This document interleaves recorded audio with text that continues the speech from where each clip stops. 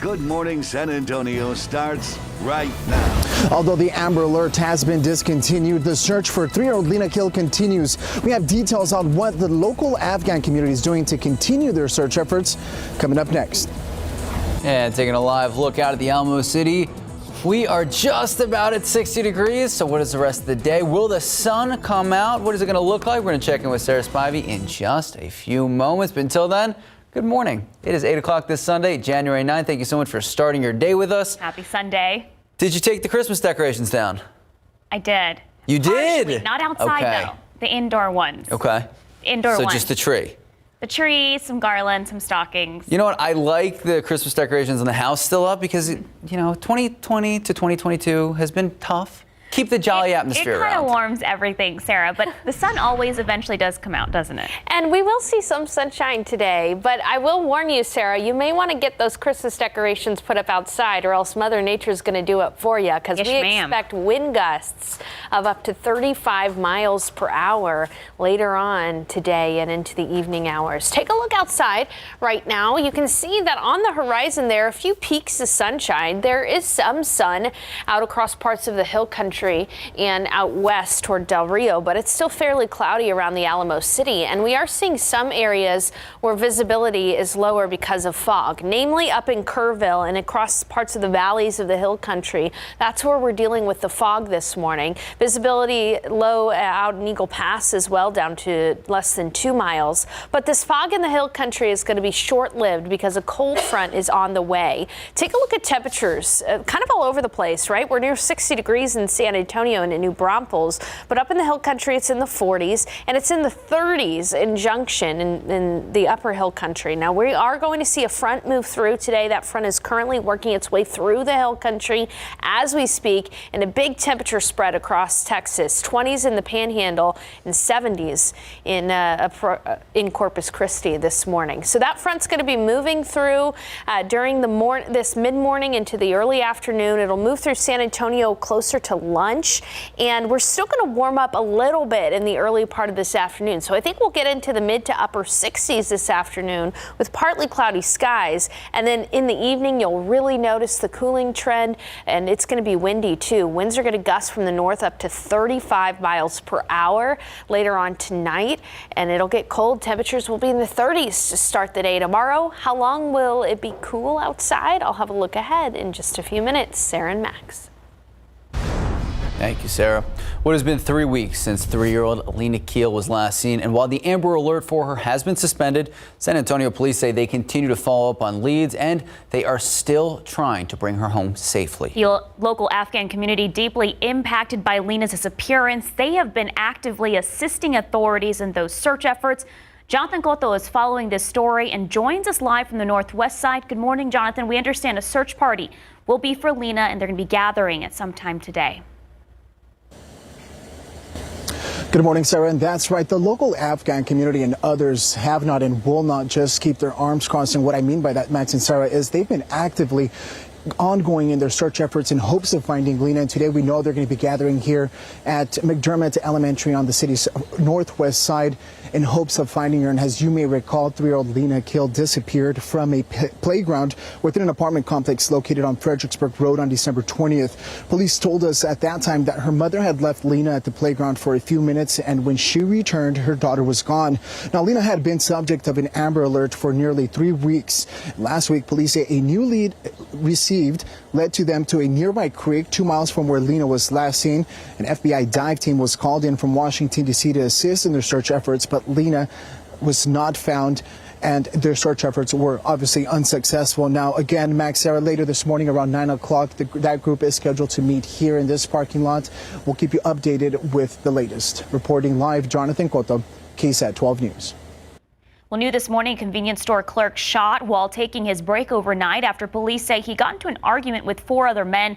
This happened just before 3 a.m. at the 7-Eleven on San Pedro near West Cypress Street, just north of downtown. Police say the 4 men were hanging around the outside of the store, and one of them pulled out a gun and shot the clerk several times. The 4 men ran away before officers arrived, and police are still looking for them. The store clerk is taken to BAMC for treatment.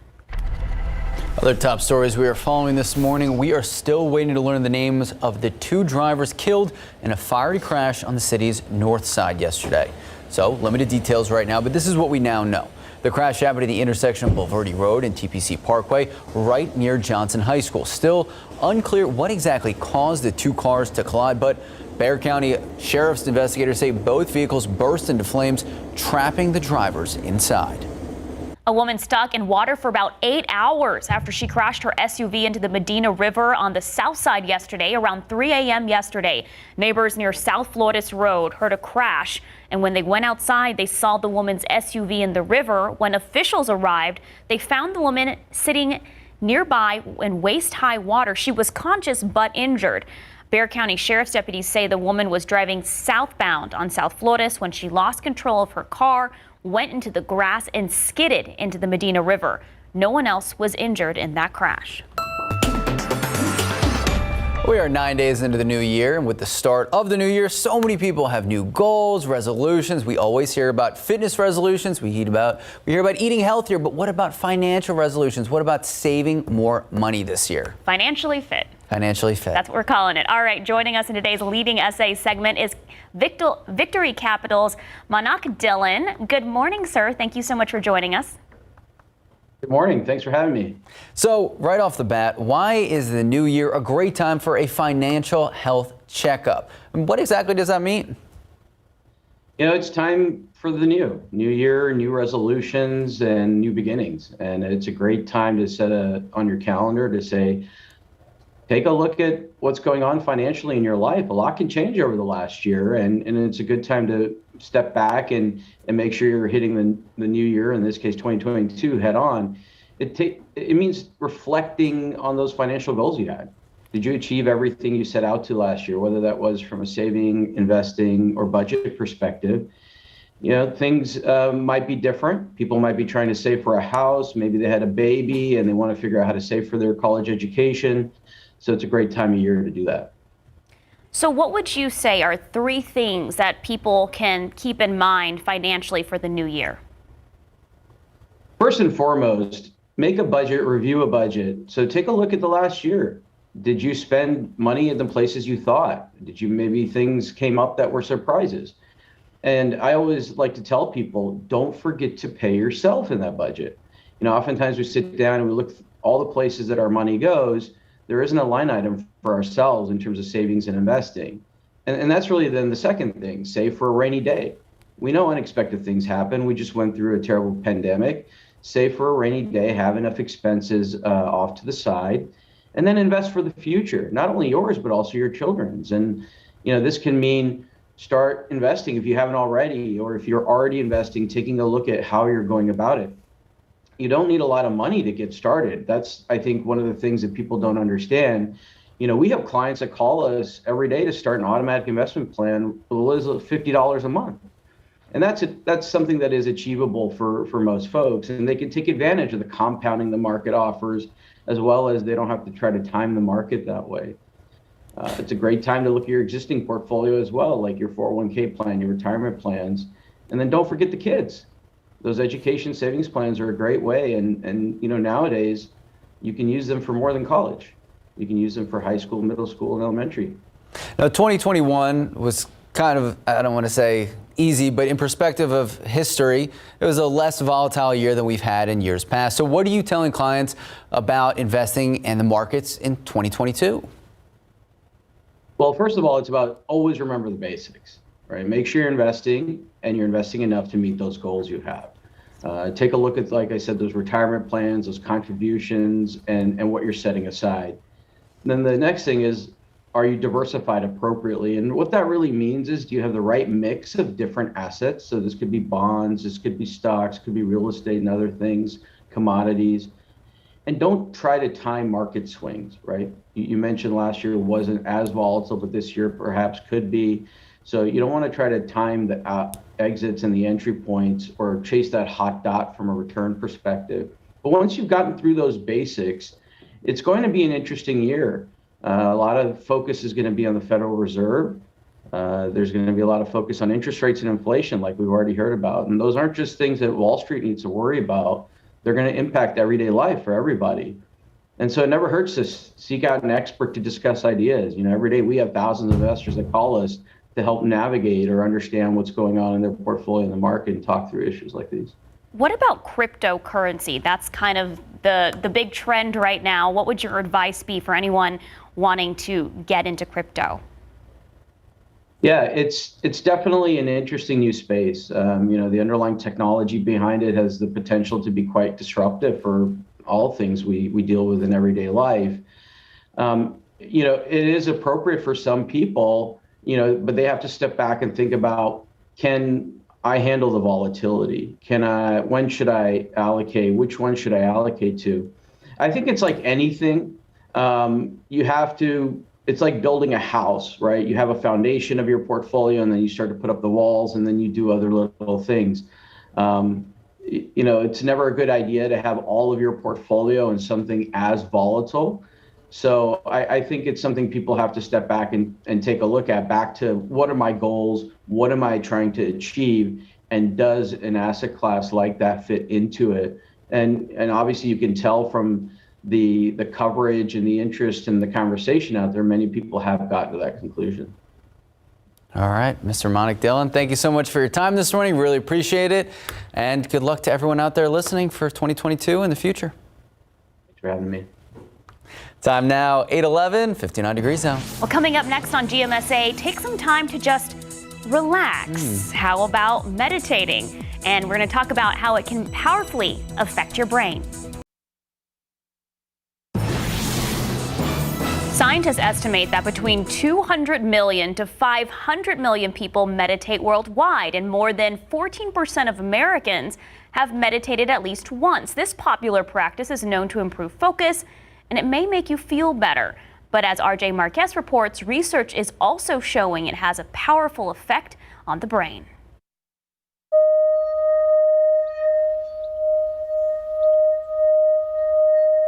It can help you focus, keep you calm, and now research is showing meditation may also improve the way your brain works. May I be peaceful? A study out of UCLA found that people who meditated for an average of 20 years had more gray matter volume throughout their brains. Gray matter helps you control movements, maintain memories, regulate emotions, and more. A review from Johns Hopkins found mindfulness meditation helped reduce symptoms of depression, anxiety, and pain. And a team of researchers at Harvard found 8 weeks of mindfulness meditation actually increased cortical thickness in regions of the brain, including the hippocampus. That's an area that rules learning and memory. Anyone can meditate. If you're new to the practice, try to set aside 5 to 10 minutes each day. Find a place where you feel calm. Sit and focus on your body and your breath. And if your mind wanders, gently guide it back. Other studies have shown that meditation can reduce the risk of being hospitalized for coronary disease by 87%, and it can relieve the symptoms of insomnia 75% of the time. RJ Marquez, KSAT 12 News. All right, let's take a quick live look out at the Alamo City. 60 degrees out there. Sarah Costa, you were saying you meditate while you walk. Yes, and I walk every single day, and I have not walked in the last 2 days. And I think my dogs are feeling it more. But today, Sarah, will I have a chance? Will the weather play nicer? Oh yeah, we're not going to have any rain today, so okay. It's a little damp in spots early this morning. We've got some sprinkles and some fog, but later on today, you should be able to take the dogs for a walk and take a look at the visible satellite imagery here. A couple of things I want to focus on. First, you may be seeing some sunshine if you're on the northwest side of San Antonio. The skies have cleared there briefly for a bit, but otherwise it's fairly cloudy around San Antonio. Another cool thing, you see what looks like fingers here in the hill country. That's some fog in the valleys of the hill country that's starting to dissipate early this morning. A cold front is on the way, and it is going to drop temperatures mainly tonight, but it's still going to make things windy even earlier before then. So as I mentioned, there is some fog in the valleys of the hill country. Up in Kerrville, visibility is practically zero.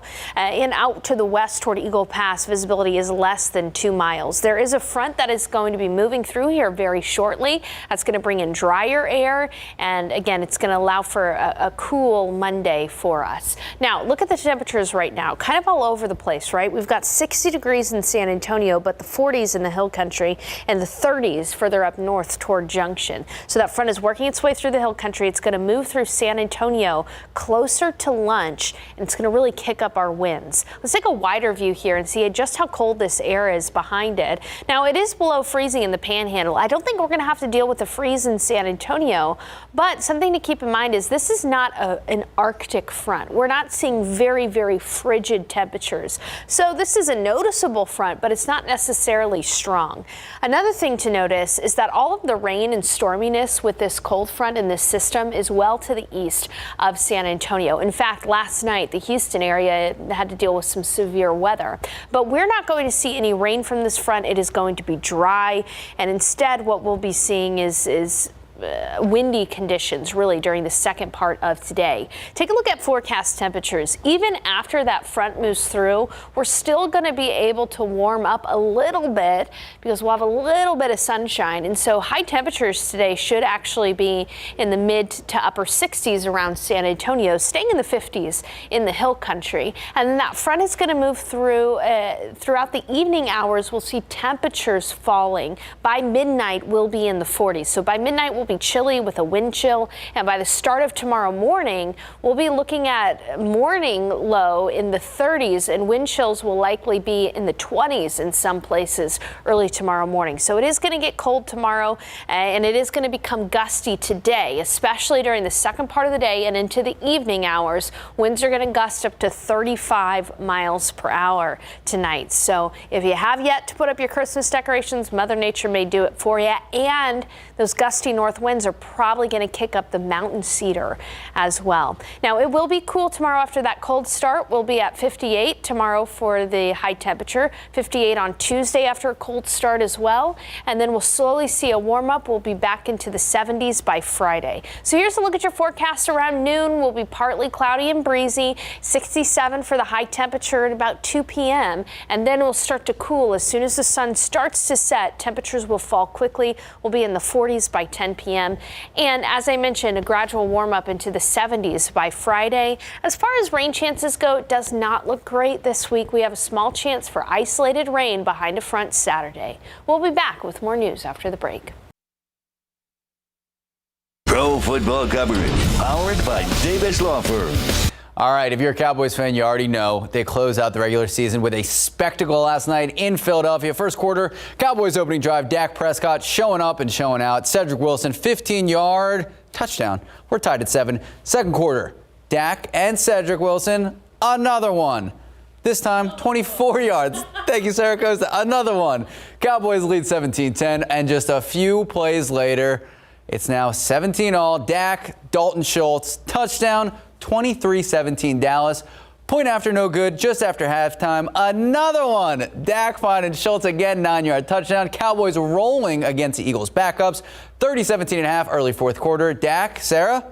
Another one. Still in the game. 5th touchdown pass of the night, a new career high. This one to former Eagle Corey Clement. 8 yards. Cowboys led 37-20. That is Dak's 37th touchdown pass, a new franchise record. He broke Tony Romo's mark of 36. Dak's night is done, and they destroy the Eagles 51-26. So there we go. Not going to forget our other pro Texas team. Texans hosting Tennessee Titans today for their final regular season game of the season. Game set for noon.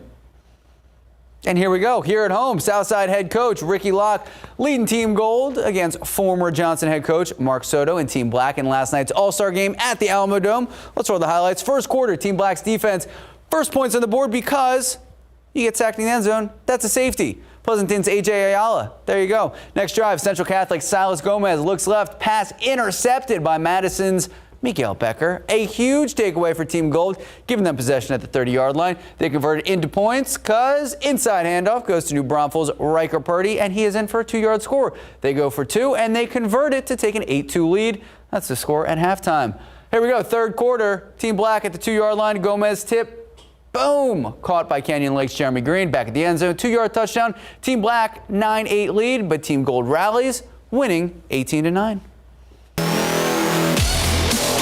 We got a lot going on today. The Spurs taking on the Brooklyn Nets in New York, Barclays Center, an early game. Tip-off set for 11 a.m. And you can count on the sports guys covering all these games and so much more. Great analysis tonight on Instant Replay.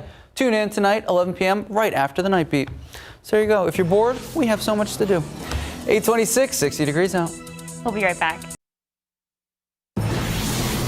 Good morning, welcome back, and happy Sunday. I'm Max Massey. I'm Sarah Acosta. It's Sunday, January 9th. Thank you so much for waking up with us, and hopefully it's going to be a different day here locally than the weather we experienced yesterday. Yesterday was kind of like that sit around on the couch all day weather. That's true. It's kind of calm and quiet here, but Sarah, you were saying Houston area got some interesting weather. Yeah, they got some severe storms last night, some flooding and even potentially a tornado out near the Humble area. Pictures of damage coming in. So far, no descriptions of injuries, but that was out in Houston. Here in San Antonio, some people are waking up to the first bit of sunshine in a few days. Take a look at the satellite picture here.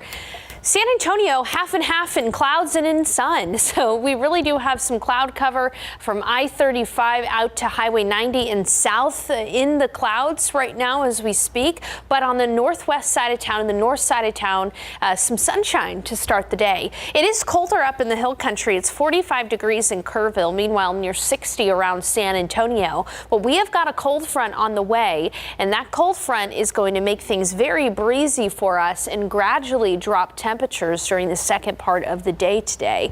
Take a look at the temperatures around the area. 35 in Junction. That's where the cold front has already moved through, and it's currently pushing through the Fredericksburg area. It'll be to San Antonio later on during the later morning hours. And the first thing you'll notice is how windy it's going to get. Winds are going to gust from the north during the afternoon up to about 25 to 30 miles per hour. But in the evening tonight, they'll gust up to 35 to 40 miles per hour. That, of course, will usher in drier and cooler air for us, but it's also probably going to increase the mountain cedar as well. We've yet to get the pollen count in for the day, but I'll have an update for you as soon as that comes in.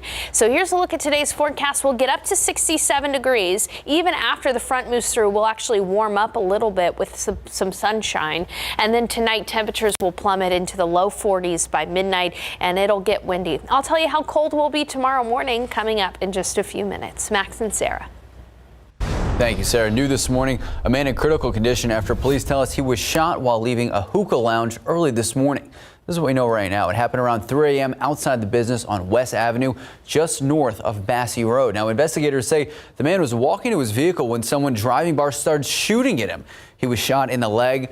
Now, officers on the scene telling us he lost a lot of blood. Police still working through the morning, trying to figure out what exactly led to this gunfire, and investigators still searching for who is responsible. An argument between a woman and her ex-boyfriend ends with the woman injured and the man on the run. Around 1 o'clock this morning, officers got a call for a fight between a woman and her ex-boyfriend in the parking lot of the Wurzbach Ice House. They say when the man tried leaving the parking lot, he hit the woman with his vehicle and then took off. The woman hit her head on the pavement and was taken to University Hospital for treatment. At last check, police were still searching for the suspect. All right, it is a story we've covered extensively over the last 3 weeks. The search continues for missing 3-year-old Lena Keel. San Antonio police have discontinued the Amber Alert, but they are continuing to aggressively follow up on any leads they can get. And the local Afghan community deeply impacted by Lena's disappearance. They have been actively assisting police in those search efforts. Jonathan Cotto joins us live with the latest. Good morning, Jonathan. Good morning, Sarah. And that's right. The local Afghan community and others have been very involved, very active in their search efforts in hopes of finding Lena. We know a search is scheduled to take place later this morning. But as you may recall, 3-year-old Lena disappeared from a playground within an apartment complex located on Fredericksburg Road on December 20th. Police told us at the time that her mother had left Lena at the playground for a few minutes. And when she returned, her daughter was gone. Lena had been a subject of an Amber Alert for nearly 3 weeks. Last week, police say a new lead received led them to a nearby creek 2 miles from where Lena was last seen. An FBI dive team was called in from Washington, D.C. to assist in the search effort, but the dive team into the murky waters was not unsuccessful. Now, San Antonio police remind the public if anyone has any information on Lena's whereabouts to call their missing persons unit at 210-207-7660. You will remain anonymous, and of course, we'll update you with the latest. Reporting live, Jonathan Cotto, KSAT 12 News. Thank you, Jonathan. Other top stories. The punishment phase will continue tomorrow morning for a man found guilty of killing his cousin back in 2020. It took the jury 4.5 hours to convict Edison Gadaman of murder on Friday. Christopher Gadaman was shot and killed on March 27th back in 2020. The jury will now decide Edison Gadaman's sentence during the punishment phase, which also began on Friday. He faces up to 99 years to life in prison. All right, tax season is here, and parents out there, if you've received any child tax credit payments, there are some things you need to know when filing your taxes. Right now on KSAT.com, we have a story that explains all you need to know for tax season. Millions of qualifying families, well, they were sent monthly payments from July through December last year, thanks to the American Rescue Plan Act. Now, as you get ready to file your taxes for 2022, make sure you understand how those payments could affect your refund and whether or not you may owe. The race for Texas governor kicked off officially yesterday as Governor Greg Abbott and Democratic challenger Beto O'Rourke returned to the campaign trail along the U.S.-Mexico border. Governor Abbott formally announced his bid for a third term in McAllen yesterday. O'Rourke announced he was running for governor back in November. Both men have to get through that primary in March before facing one another. O'Rourke faces minimal primary opposition, while Abbott has a group of challengers who have been hounding him for the right for months. This weekend here locally and across the country, hospitals are filling up with COVID-19 patients. The Omicron wave sending caseloads sky high. The situation is especially concerning this morning in California, where the governor is calling in the National Guard to help. ABC's Zareen Shah is live in LA with the latest. This morning, hospitals nearing their breaking point across the country. Over 80% of staffed ICU beds for adults now occupied. And cases exploding too. The U.S. reporting an average of over 614,000 cases daily, a six-fold increase from early last month. The number of COVID positive patients spiking in Southern California. 44,000 new COVID cases reported on Friday in just LA County, breaking their record from just the previous day. California Governor Gavin Newsom activating the National Guard to help expand testing. And officials still urging people to get vaccinated. But 26-year-old Winter Ho wasn't. She landed in the hospital for 7 months, finally released this weekend. I developed pneumonia really quickly, and then from there my lungs collapsed. I couldn't breathe. This pandemic has been terrible and really sad. I have seen people pass away many times in the hospital. In Wichita, Kansas, doctors are feeling the strain and saying they're just waiting for beds to open up. If you don't have ventilators, if you don't have certain things, there are some things you just can't manage yet. It's a daily occurrence where we get multiple phone calls and we're unable to help. And 40 hospitals in New York State now ordered to stop elective surgeries because of low patient capacity. This as CDC Director Rochelle Walensky comes under fire for confusion over her agency changing isolation and quarantine guidelines. This is hard, and I am committed and to continue to improve as we learn more about the science and to communicate that with all of you. And here in California, the governor's office telling me he will propose $2.7 million in his budget tomorrow to expand testing and vaccinations. Zoreen Shah, ABC News, Los Angeles. And back here locally, Metro Health says they will begin offering COVID booster shots for children 12 to 15 years old starting Wednesday, January 12th. They're going to be available at the Alamo Dome drive-through clinic and, of course, at all the other pop-up clinics hosted by Metro Health. And to ease the demand of COVID-19 testing, District 6 is providing multiple days of testing at Gustafson Stadium off of Culebra Road. The free drive-through service is open to everyone and no appointment is necessary.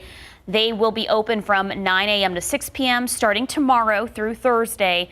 District 6 is working with Abundant Life Christian Fellowship Church, Northside ISD, and Community Wellness America to make this testing available. Time now, just about 8:40, 60 degrees out. Well, coming up next on GMSA, a new year means new episodes of KSAT Explains, and the team is already hard at work. We'll get a preview of their newest episode. That's after the break. But first, quick look at birthdays. Here we go. First up, Kylie, 10 years old. Happy birthday. You can always send in your birthday shout outs. We love to see the pictures, love the celebrations. Just head to KSAT.com. Click on the birthday section under the entertainment tab. You'll be able to click the person's birthday month, upload the picture. Remember to include a name and an age. You might see their picture on TV.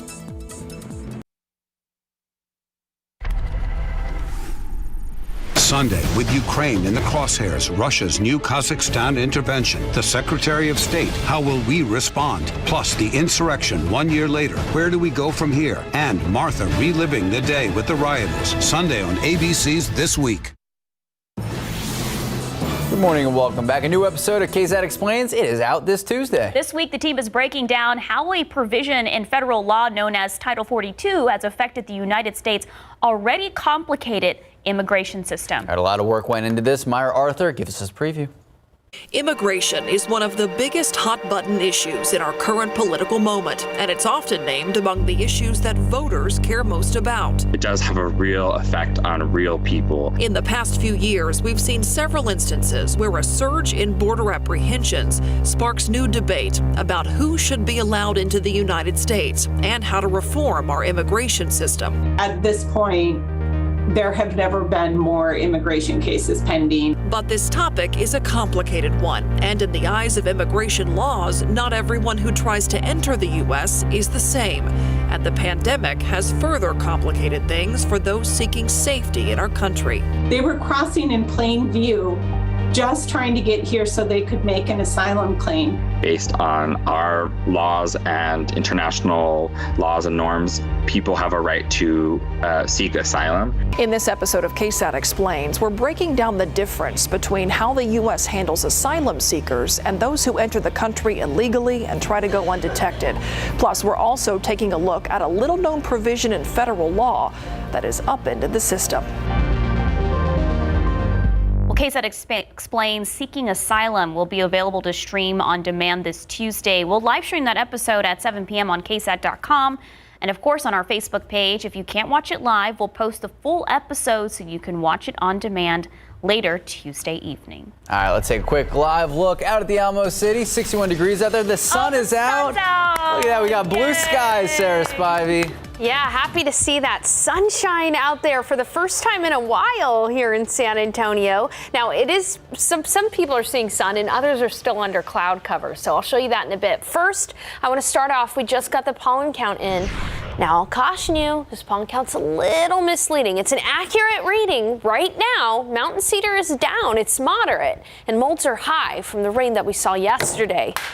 But let's keep in mind that mountain cedar is probably going to go up again throughout the second part of the day today, because we're going to get a stout wind from the north picking up that mountain cedar pollen. So again, accurate pollen count right now, but during the second part of the day, we're probably going to see mountain cedar up quite a bit because of those gusty north winds. Again, sunshine. We were really excited about that sunshine, seeing it for the first time in a while here, but it's still registering as cloudy at the airport because some areas are still seeing cloud cover, especially south of Highway 90 this morning. You can see that that cloud cover is fairly stubborn out near Stinson, overcast skies in Pleasanton as well and in Seguin, but we're seeing sun at Bernie Stage Airfield, up at Kerrville. Temperatures are mild. It's 62 degrees right now at the airport. Able to see that sun, able to boost up those temperatures a bit, but look at the cold air coming our way. In Junction, it's 35 degrees, and we're going to see that cold front move throughout this morning, and in the afternoon, during the second part of the afternoon, the temperatures will start to fall pretty rapidly. There's still a little bit of fog out in Kerrville right now ahead of that front, and some fog in Eagle Pass where visibility is down to 0. And on the satellite and radar, quiet around San Antonio, but again, out near the Houston area, that's where we had some severe weather yesterday. Tornado report out near Houston. And looking at a wide view, you can see just how extensive this system is. Rainfall across the Appalachians and an ice storm across parts of New York and snow in New England. There's our front. It's on the doorstep. And again, it's not a particularly strong cold front, although you can clearly see the temperature difference here. Below freezing in the Panhandle, 70s on the coastal plain. We're not going to see a crazy drastic drop in temperatures, but one thing you'll notice is that we'll only be able to warm up a few degrees from where we are right now, likely into the upper 60s, because that front's going to move through and pretty much plateau our temperatures for us in the afternoon. It's during the second part of the afternoon that we'll see temperatures really fall, so that by midnight we'll be in the low to mid 40s around San Antonio with a pretty stout wind chill.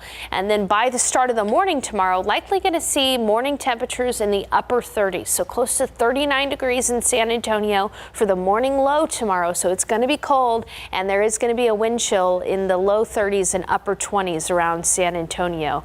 And as I mentioned, wind chill, we got to talk about those winds picking up. You'll notice the breeze this afternoon, even though it'll feel great outside. You'll notice those winds from the north gusting up to 25 to 30 miles per hour. And then especially late tonight, maybe while you're sleeping, you'll hear that wind outside, because winds are going to gust up to about 35 to 40 miles per hour. We've been making the joke all morning long. If your Christmas decorations are still up outside, Mother Nature may take them down for you. So it's going to stay breezy tomorrow too. As I mentioned, a wind chill early in the morning, and much drier air will be moving in behind that front. By tomorrow, we'll have bone dry air with dew points in the teens and 20s. That's chapstick weather for sure.